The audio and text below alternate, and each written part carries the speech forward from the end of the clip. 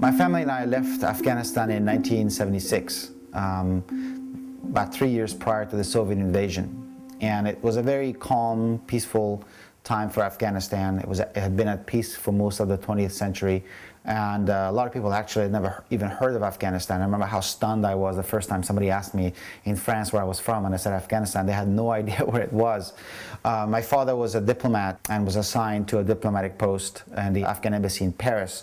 So my family packed up and we left Afghanistan for what was, we thought at least, was going to be a 4-year stint in Paris if we were going to come back to Kabul in 1980.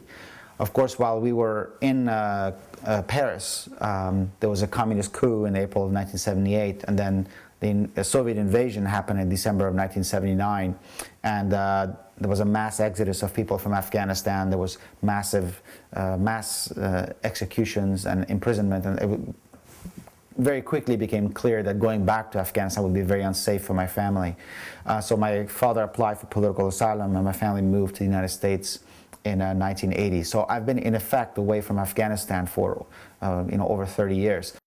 I went back for the first time after 27 years in 2003, shortly before the publication of The Kite Runner, and I went back again in September of 2007, last year. And the question of whether I should go back and stay there was always kind of in my mind, but I've reached a stage in my life where it's very impractical for me to drop my life here and move to Afghanistan. I have 2 children who are 5 and 7, and I see my primary duty as a father to them, and I think that would be irresponsible. I wouldn't want to move them to Kabul with the suicide bombing and the attacks.